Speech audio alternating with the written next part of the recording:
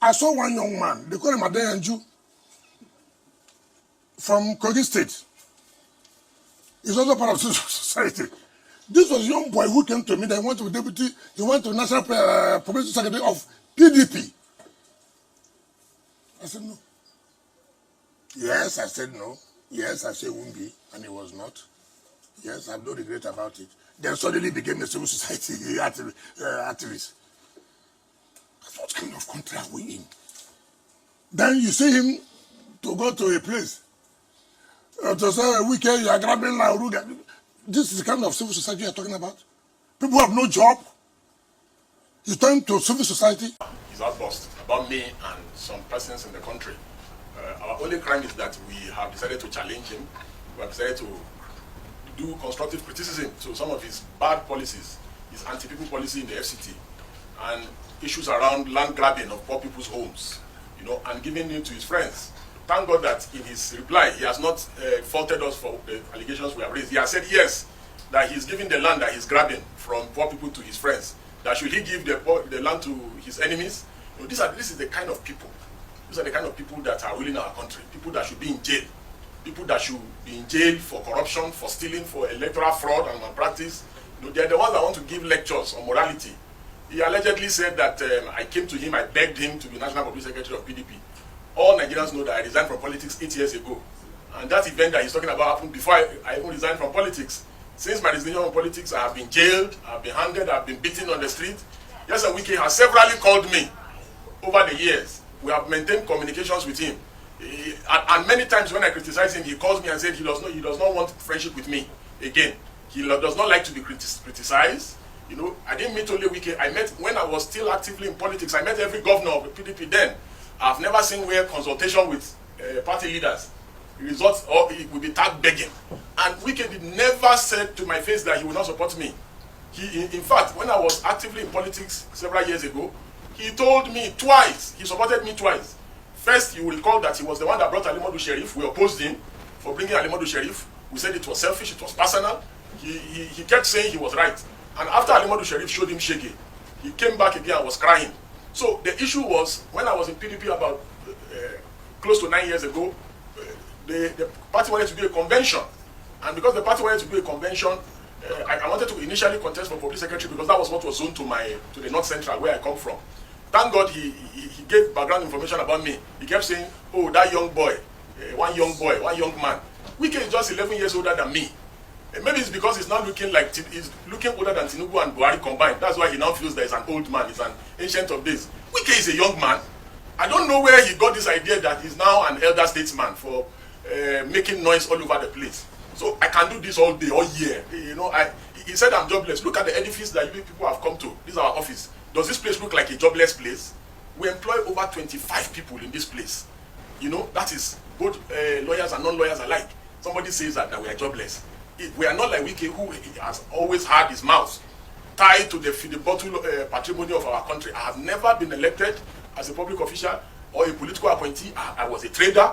I've been a trader for years. Then I resigned because trading is incompatible with legal practice. I'm not doing very well as a lawyer. So where is Wike's second address? Wike does not have a second address. His only address is looting of public resources and public patrimony. Look at the way he's grabbing land in the FCT all over the place and giving it to his friends. He's grabbing even parks, stealing people's parks and turning it into residential building. And he expects people not to complain. Whenever you challenge him, he will call you. And there's nothing I'm saying that I don't have receipts. Whenever you challenge him, he does not like to be challenged. He has this God complex. And should elders not be people who are confident, people that if you do something with, your secret will be safe with them? Assuming without considering that I even went and begged him, which is false. Should he call a presser and start crying 8 years later, almost 9 years later, that I came to him, I begged him? Every PDP governor then, all PDP stakeholders, I consulted with them. I went around all the zones in this country, both when I wanted to be deputy public secretary, then when the party changed, rezoned, and it was now, and the public secretary now came to my zone in the North Central.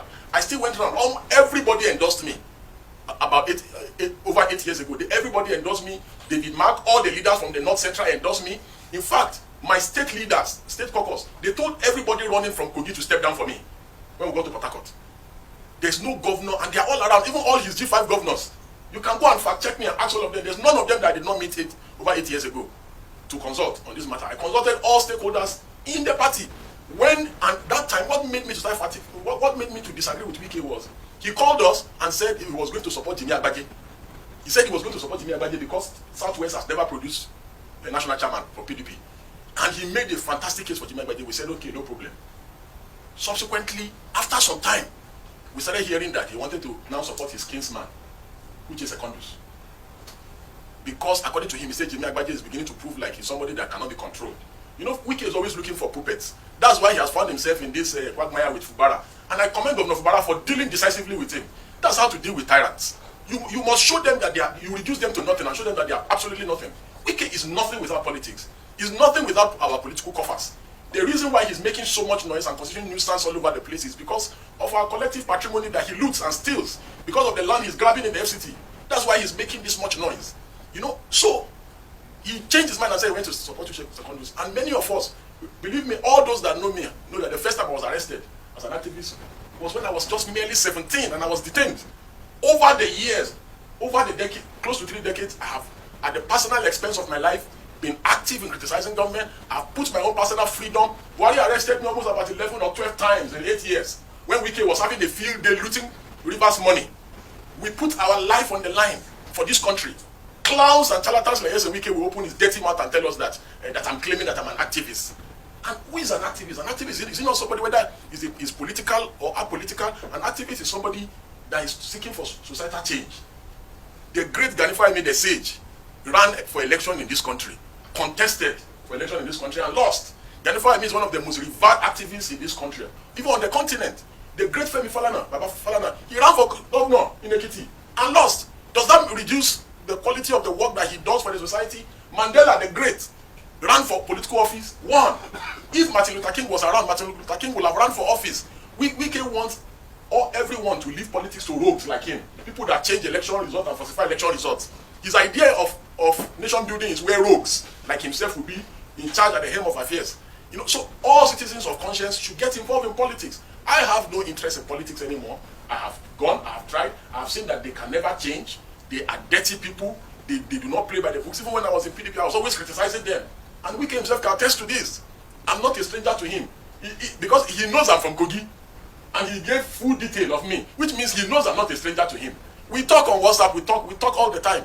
So, but that will not make me to see Wike doing the wrong thing and stop criticizing. I will criticize him. There was a time I criticized him vehemently and he called and was saying, why am I criticizing? I said, I will criticize you, no matter what, I will criticize you. It does not mean because you are my friend, you will be doing the wrong thing, I will keep quiet. Never. I will criticize you. His friends called me, Fayose called me, the former Attorney General, all his friends called me. But I continue to criticize them. And I have severally praised Wike for doing the right thing. If he does the right thing, I will praise him. If he steals people's land, grabs people's land, I will also criticize him. It's nothing personal. When he started saying he wanted to bring Secondus, we said, no, Wike, you swore that it is going to be Jimmy Agbaje. You swore that it was based on equity, that Southwest has never produced PDP before. But you know, Wike does not have integrity. He does not know what integrity is. His words mean nothing. That was why at the PDP National Convention, before he lost, you know, he swore that whatever happened, he will abide by the outcome. Look at today. Wike said PDP is cancer. APC is cancer. PDP is malaria. But today, Wike is mingling with cancer. Same Wike, with the same mouth. Oh, he speaks from both sides of his mouth. So we challenged him and said, we will not allow your Uche Secondus. Which is partly why I made the 360 turn and I said, no, this man does not have integrity. That was why I stopped talking to him at that time. He never, you can fact check me, he never told me, as he was saying that, oh, I came to meet him, he said he's not going to support. He can never tell me that to my face. He can never. Neither can any governor tell me that one to my face, that I will come and meet you, you tell me that you will not. It's a lie. In fact, he promised me that he was going to support me. He could have, you know, Wike, typical Wike, just like he deceived Peter Obi. Peter Obi kept going to him, he was encouraging him, but he went behind his back and sabotaged him. You know, so maybe he was planning not to support me. But when I discovered that it was now obvious that he wanted to renege on his word of supporting Jimmy Agbaje to support Secondus, I said I will no longer even be party to the election. I resigned from PDP. You can go and ask Gabriel Suswan, Sule Lamido, Ambassador Aminu Wali, and Atari Bafarawa. They were begging me in Port Harcourt when I first announced that I'm going to resign from politics and PDP. That the reason why I came to politics was because of joined politics in 2011, and I resigned from politics in 2016, about 8 years ago. And I said, these people are too dirty. I cannot be involved in this kind of dirty people. Sule Lamido and all of them, they were begging me that I should not leave PDP, that I'm an asset to the party. There's nothing they didn't do. I told them I'd made my decision. I was going to leave politics and go back to my turf of activism. That is what I've been doing in the last 8 years. My records, they speak for themselves. I have made great sacrifice at the expense of my freedom. Everybody in the nation knows that I have been sent to several prisons and detention facilities in this country. For somebody whose only achievement is, and he has never worked anywhere, contrary, unlike me, my records of my service, whether in my personal business and the places I've worked, are there. This man has never worked anywhere. From a local boy, from a motor garage tout, he became local government chairman. From then, he has been betraying people. The only difference between Wike and Portable is that Portable does not betray people that have helped him. But Wike betrays everyone that's helped him. Wike betrayed Goodluck Jonathan. Wike betrayed Goodluck Jonathan's wife. Wike betrayed Rotimi Amechi. Wike betrayed Peter Odili, people that have helped him. Is it Tinubu that Wike will not betray? Even President Tinubu is not that dull. He's politically savvy. He knows. He's just using the long spoon to deal with him. And there's nothing you do with Wike that is safe. Wike is the reason why they raided the home of judges. You remember now when they raided the home of judges?